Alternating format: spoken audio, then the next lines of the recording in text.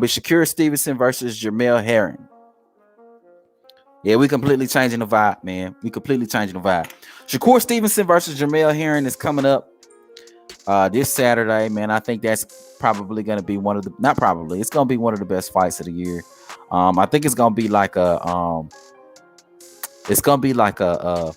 chess match. Both of these guys are boxing tacticians, boxing masters. Both of these guys are very skilled, and they're going to get in the ring and they're going to display the skills at the highest level of the sport. And this is a type of fight, man, I think that I enjoy the most between these two dudes, because both of them are just really very, very skilled, like craftsmen. You know what I mean? So it's going to be very interesting to see these dudes in the ring square off. So I'm going to go ahead and I'm going to break down this fight, and then I'm going to give my predictions on this shit, right? Okay, so how I break down fights is I break down fights via attributes and things like that. And then I pretty much go over the matchup, the stylistic matchup, and then I give my thoughts on how I think the fight. The speed, man, I think that Jamel Herring is a little bit faster on his feet and faster with his hands than Shakur Stevenson. I think he's the faster guy. This is a very evenly matched fight, man. This is going to be a good one. This is going to be a real good one because these dudes are pretty evenly matched when it comes to a lot of different little attributes. But I think some of the intangible things are what's going to make up the differences between the two fighters. And that's what we're going to see. That's what we're going to see happen. But I think Jamel Herring has the edge when it comes to feet speed and hand speed. I think he'll be able to utilize the ring a little bit better than Shakur Stevenson. When it comes to power, I think that Shakur Stevenson probably has slightly better power. I don't think any of them are very powerful when it comes to their punching power. But I give Shakur Stevenson a bit of an edge because to me, he sits down on his punches a little bit more. And because of that, he should be able to hurt Jamel if he's able to catch him with 2 or 3 shots in between exchanges. So that's how I see that going. When it comes to technical ability, I also give that to Shakur Stevenson. I think Shakur Stevenson's a bit more technically sound. I think he does more things right than Jamel. Jamel tends to be a little bit unorthodox from time to time and be wild. And I think that Shakur Stevenson is a little bit more controlled in certain aspects as opposed to Jamel Herring.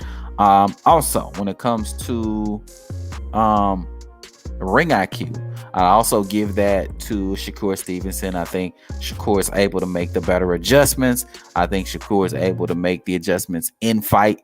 And I think that because of that, that will also give him, I think he also has an edge. I've seen him do it more times. And then we got to also think about the fact that this dude's an Olympic silver medalist, if I'm not mistaken.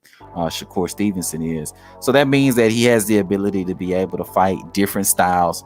And so he should be able to make the better adjustments in fight. And I think he has the ring IQ to be able to do that. So I gave the edge for speed to Jamel. Shakur has the edge in power. Shakur has the edge in ring IQ. Shakur has the edge when it comes to technical boxing ability. And definitely Jamel Herring has the edge when it comes to experience.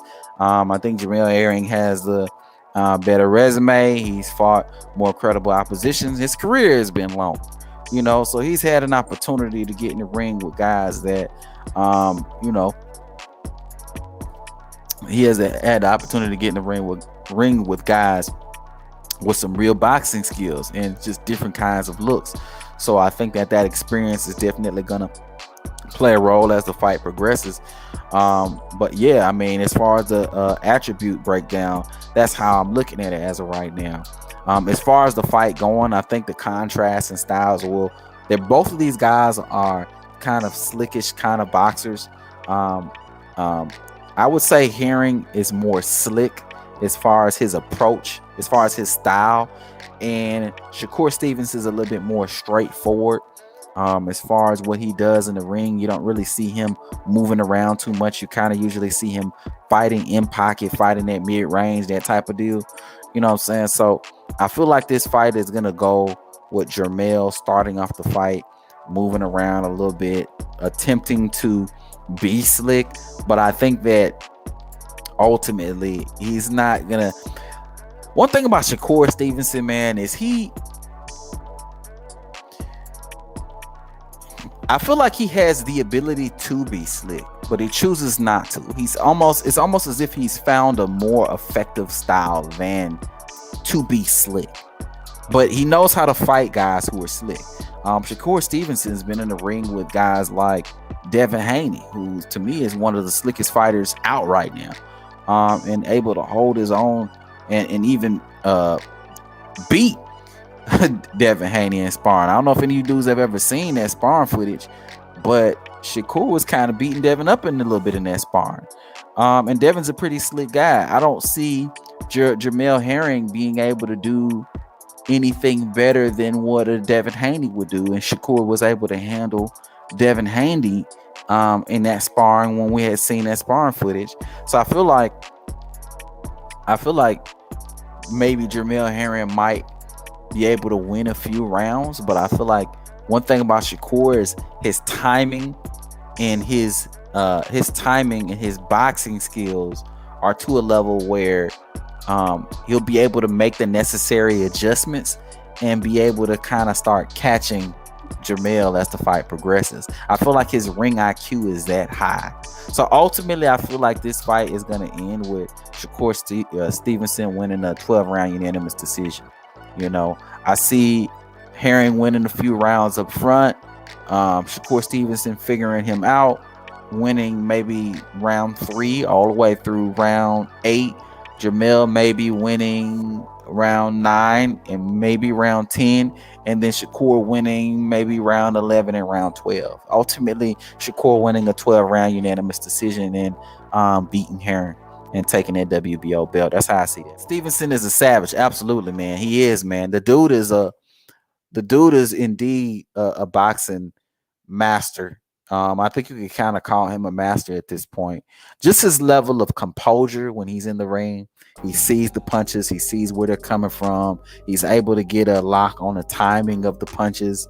He's able to make the necessary adjustments. And he does it so effortlessly and easily. Like, I don't think we've seen Shakur in a tough fight. Now, granted, he hasn't been in the ring with some of the competition that we would have liked to see him in the ring with. This is going to be a step-up fight for Shakur. But I think ultimately Shakur is going to rise to the occasion. I don't think that Jamel's going to show Shakur anything that he hasn't seen before. And I think Shakur is going to be able to make the necessary adjustments in the time that he needs to do it. I think he's going to make it look easy for the most part, and he's going to be able to beat Jamel Herring and be able to cruise to 12-round unanimous decision.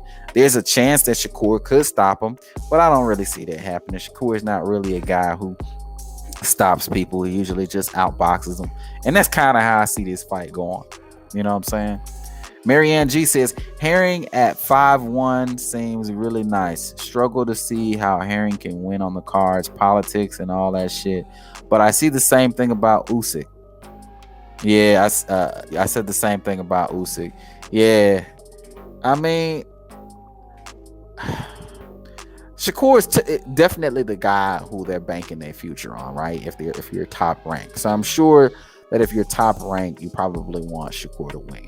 So, yeah, I mean, the politics are probably going to be on Shakur's side, but I don't see the fight coming down to any politics. I think that Shakur is going to win this fight fair and square. I think he's going to do what needs to be done in order to be able to cruise to a unanimous decision. You know what I'm saying? And I think he's going to completely just outbox and outclass Jamel Herring. I think Jamel Herring's going to have some success, but Shakur's ultimately going to be able to figure him out and outwit him and outthink him in the ring and make Jamel Herring think. And